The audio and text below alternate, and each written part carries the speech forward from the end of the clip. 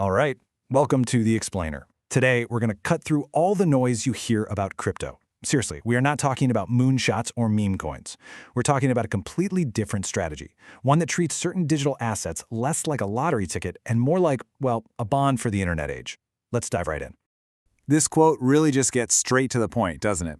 In a world of these insane price swings and all this online hype, the very first, and you could argue the most important question is this: are you investing or are you just gambling? Because your answer to that question changes absolutely everything. And you can really see the two sides of the coin here. On one side, you've got the crypto casino, right? Chasing meme coins, betting it all on moonshots. But on the other side, you have what we're going to explore today, the digital utility. This is all about owning the core infrastructure, earning real rewards, and thinking of these assets as digital bonds. They are two completely different worlds, just using the same underlying technology. So, that brings us to the central problem a lot of people are facing right now. It kind of feels like you're stuck between two really bad options: the high-risk, high-stress casino, or the slow death of just stagnation. We've all seen the headlines, haven't we? This frenetic chase for the next hot thing, just fueled by social media hype. It's a world of extreme, whiplash-inducing volatility, where flash crashes can wipe out entire fortunes in minutes. And it's all driven by one simple, very seductive promise: number goes up. It's pure speculation, plain and simple. But okay, what if you run screaming from that casino and you head back to the safety of traditional savings? Well, the picture there isn't really that much better. For years now, savers have basically been punished by rock-bottom interest rates, making it almost impossible to generate any meaningful income from your hard-earned capital. Let's just put a number on that to make it real. The 10-year U.S. Treasury, historically one of the safest investments on the entire planet, offers a yield that often can't even keep up with inflation. So yeah, your money's safe, but its actual purchasing power is slowly but surely shrinking. And that's the dilemma, isn't it? It feels like you have to pick your poison. Do you risk it all in the casino for a shot at those high returns, or do you play it super safe and just watch your wealth slowly erode? But what if there's a third option? And that brings us right into our second section, a new path that some investors are starting to call the internet bond strategy.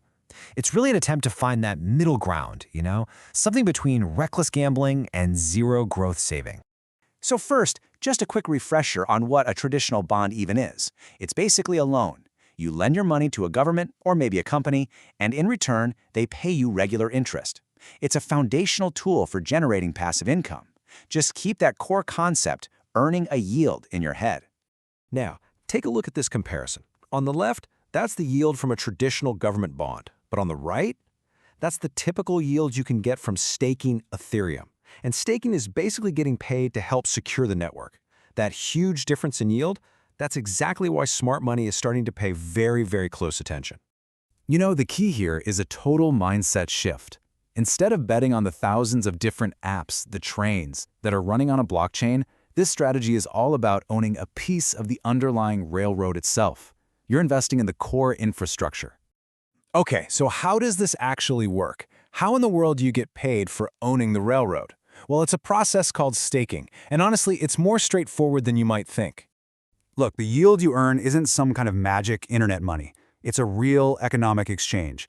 When you stake your assets, you're providing a vital security service. And for that service, the network pays you from two sources. You get a portion of the transaction fees that users pay, and you get some newly issued tokens called block rewards. But here's what makes this so compelling. Some networks, like Ethereum, also burn, as in destroy, a portion of those transaction fees, just removing them from the supply forever. Now, if that burn rate is higher than the rate of new coins being made, the asset becomes deflationary. Its supply actually shrinks. That dynamic is a huge part of this whole digital bond idea. Of course, let's be real. These are still volatile assets, so investors don't just throw all their money in at once. They use this time-tested strategy called dollar cost averaging, or DCA. It just means making smaller, regular purchases over time. This smooths out your average entry price and really cuts down on the risk of buying everything at a temporary peak. It's all about slow, systematic accumulation. Okay, before anybody gets too excited, we have to talk about the brutal truth. Higher yield always comes with higher risk. And in the world of crypto, those risks are, well, they're unique and they can be absolutely catastrophic if you ignore them.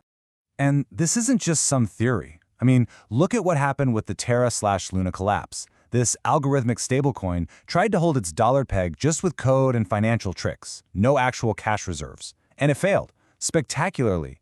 In less than a week, it set off a death spiral that completely wiped out tens of billions of dollars. This is what it looks like when a protocol completely fails. This brings us to what's known as the turkey problem. Imagine you're a turkey. For 1,000 days, you get fed, you're protected, your confidence that life is great just grows every single day, and then, on day 1001, Thanksgiving arrives. The turkey's entire model of reality, which was based on all its past experience, was completely and fatally wrong. In crypto, you constantly have to ask yourself, am I the turkey? What's that one risk I can't see, just over the horizon? So your risk checklist looks different here. It's not just about the price going down. You've got smart contract risk. A single bug in the code can be exploited by hackers. There's protocol risk, a fatal flaw in the system's design, like with Luna, or even having your staked assets slashed or taken away as a penalty. There's custody risk, and this is a big one. If you lose your private keys, your money is just gone. Forever. And of course, there's just old-fashioned fraud. Promises of ridiculously high returns are almost always a trap. So, putting this all together, how can someone approach this space with a clear head, to capture that potential upside while still respecting all those very real risks? Here's a pretty simple 4-step framework to guide your thinking. 1. Focus on infra. Prioritize those core railroads, not the speculative trains. 2. Use DCA. Systematically build your position. This is about patience, not getting rich quick. 3. Master custody. This is huge. Learn to use offline cold wallets. In this world, you have to be your own bank. And 4. Price in the risk. Never, ever forget, this isn't a free lunch. That higher yield is your compensation for taking on these new tech-focused risks. And ultimately, it's all about shifting your mindset. It's about moving away from chasing a paycheck or some speculative gain, and instead focusing on acquiring productive assets. Assets that actually work for you and generate a steady stream of passive income. And that really leaves us with a final, pretty big question. In our current economic environment, where all the traditional sources of yield are kind of drying up, the search for new ones is on. This internet bond strategy, it's one potential answer, but it really forces all of us to rethink our entire understanding of risk, of value, and what it truly means to invest in the future.